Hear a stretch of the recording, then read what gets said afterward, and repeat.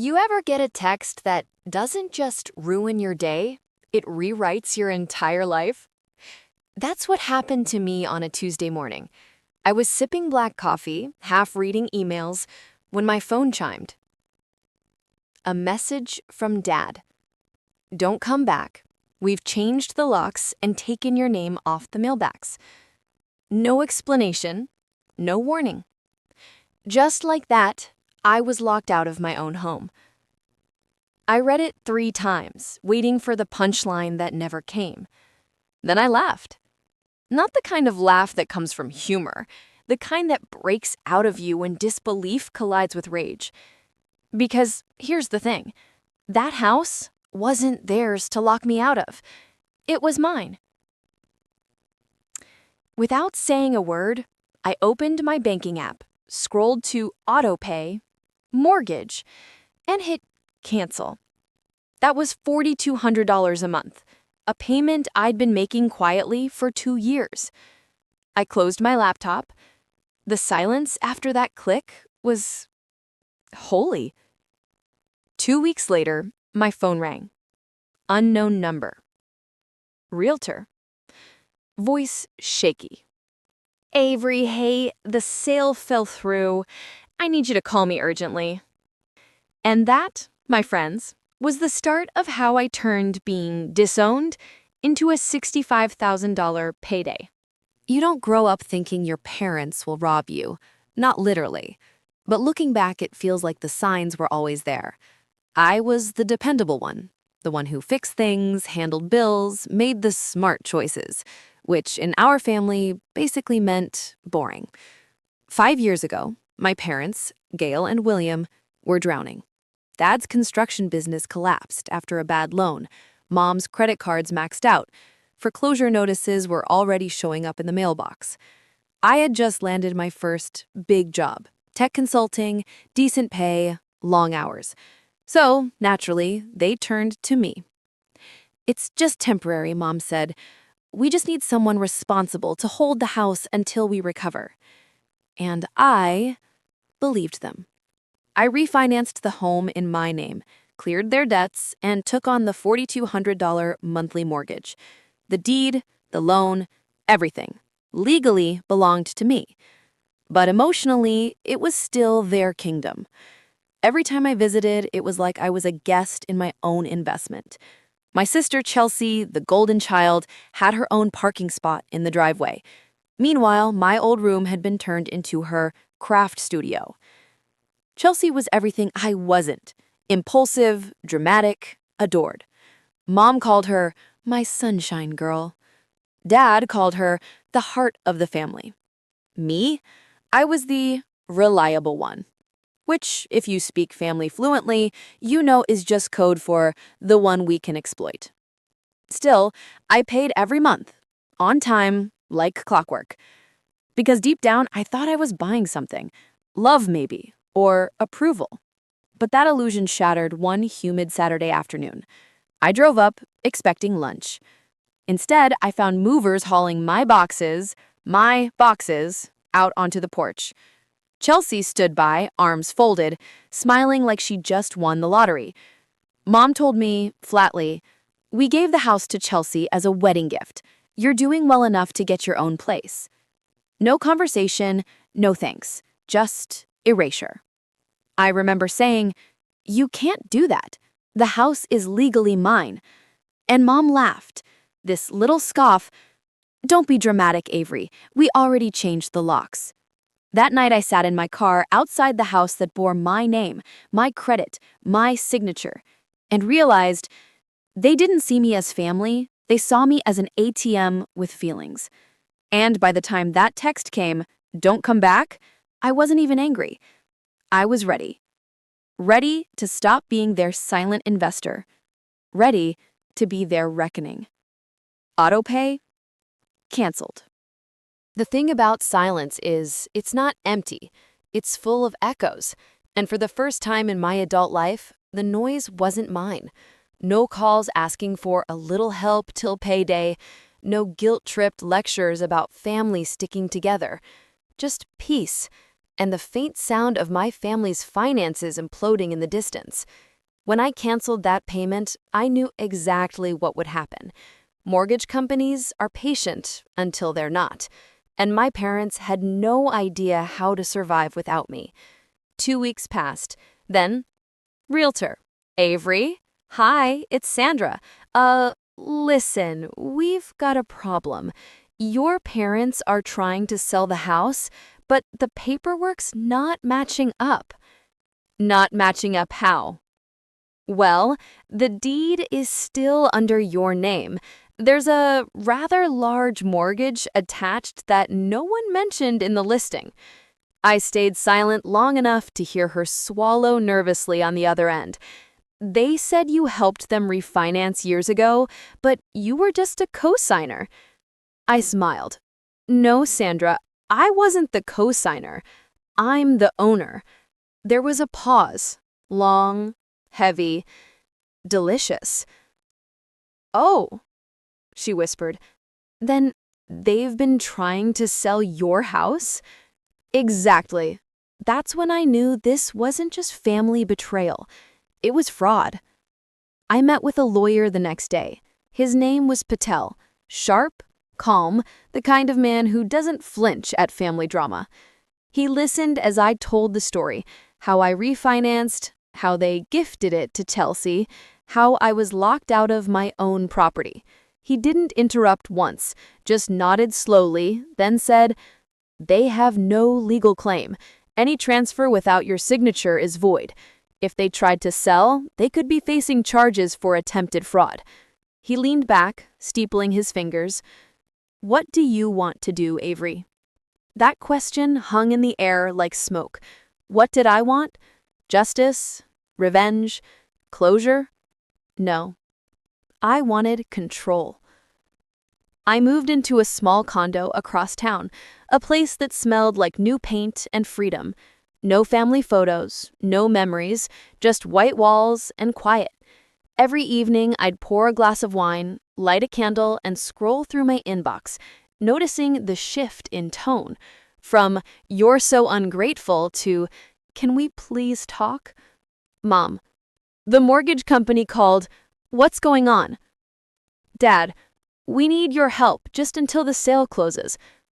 Chelsea. Why are you being so petty? We're family. Family.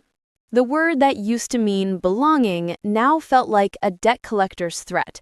So I did what I'd done my whole life. I documented everything. Emails, texts, voicemails, every word of their unraveling saved neatly in folders labeled mortgage, deed, and receipts. A month later, Sandra, the realtor, called again. Avery, I'm sorry, but your parents are in trouble. The bank's about to foreclose if the arrears aren't cleared. I asked how much they owed. About $21,000. That number sat in my chest like a dare. For years, I'd have rushed in, wired the money, saved the day. But this time, I let the silence do the talking. That was the beauty of stepping back. You start to see people for who they are when you stop cushioning their fall. Chelsea tried to call, dozens of times. Her voicemails were emotional marathons, half guilt, half venom. You're punishing us for nothing. Mom's crying herself to sleep. Why can't you just keep paying until things stabilize? I never responded, because deep down, I realized something terrifying. They didn't love me. They loved the version of me that paid their bills. 2 months later, the call came that sealed everything. Dad, it's your father. Can we meet? Please, we just need to clear this misunderstanding. I almost said no, but curiosity, cold, surgical curiosity, won. Sure, I said. Let's meet, somewhere public, because I wanted to see what regret looked like. We met at a diner halfway between my condo and what used to be their home, neutral ground, the kind of place where people apologize over pancakes. They were already there when I walked in. Mom staring into her untouched coffee, Dad pretending to read the menu like it might contain salvation. When he saw me, his face softened into something almost rehearsed. Avery, he said, voice trembling. "Thanks for coming. There's been some confusion." Confusion. That's what he called changing the locks, erasing my name, and trying to sell my property behind my back. I slid into the booth opposite them. Calm. Composed. My lawyer's folder sat in my bag beside me, humming like a weapon. Mom leaned in. "Sweetheart, we didn't realize the mortgage was still under your name. We thought you'd transferred it years ago." I smiled. Transferred? Without my signature? Her lips trembled. Dad cleared his throat.